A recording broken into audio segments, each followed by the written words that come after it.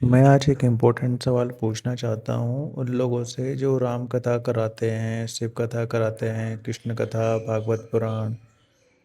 इतने सदियों से भागवत पुराण, शिव कथा, राम कथा हो रही है, फिर भी लोग उसी दलदल में फंसे हुए हैं। फिर कथा का क्या मतलब निकलता है?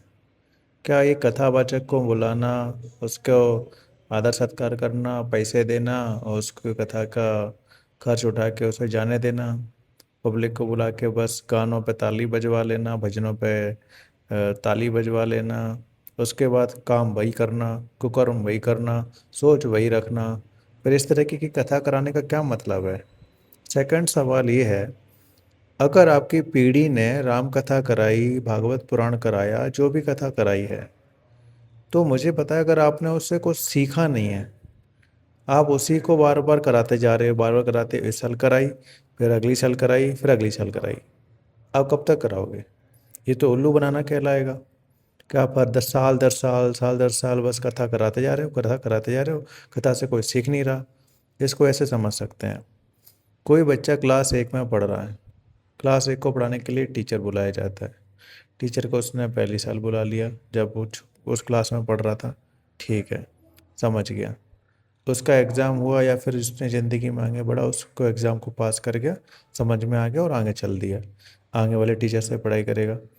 अब वही अगर बच्चा बड़ा होते तक, यानी यूँ मान लीजिए कि उसके ज़िंदा रहते तक, 90 साल 80 साल जो भी उसकी उम्र हो, तब तक ज़िंदा रहेगा और हर साल उसी टीचर से पढ़ता रहे, या मान लीजिए टीचर दूसरा भी सही, लेकिन क्लास 1 की ही पढ़ाई पढ़ता रहे, तो उसका पढ़ना क्या मतलब है?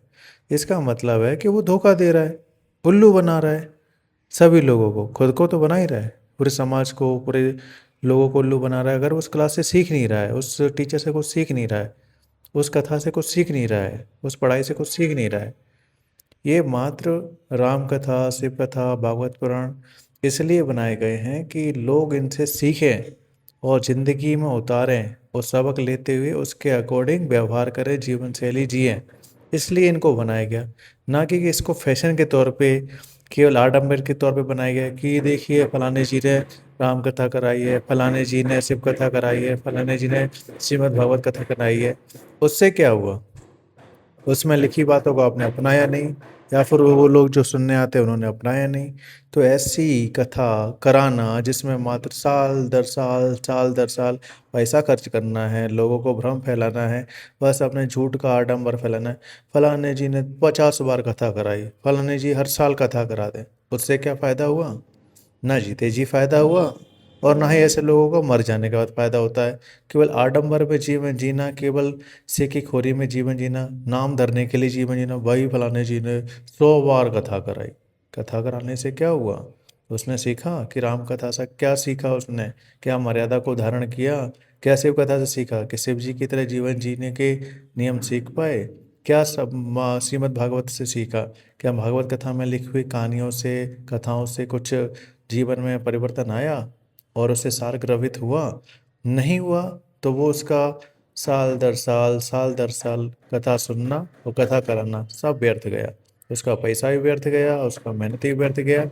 और इस तरह समाज को जो झूठ के आडामर में फैला रखा है ऐसे लोगों ने, उसके तो क्या ही कहने, उसकी तो सजा उन्हें मिलेगी। जो झूठ में जीवन जिएगा और जीने देगा, उसकी तो सजा तो अलग ही है, जो कि वो भगवान के नाम पे की जा रही हो। सब मतलब कि सबको मालूम है कि भगवान के नाम से कथा की जाती है, भगवान के नाम पे बस पैसा लूटा जाता है, कथा का सार किसी को बताया नहीं आता। अगर वास्तव में कोई कथा का सार करेगा, जीवन से मुक्त हो जाएगा। जीवन से मुक्त होने का मतलब है मोक्ष की ज़िंदगी जिएगा, और जो मोक्ष की ज़िंदगी जिएगा उनको इस कथाओं की आवश्यकता ही नहीं रह जाएगी। ज़रा सोचें और फिर इसको सोचते हुए काम करें। धन्यवाद।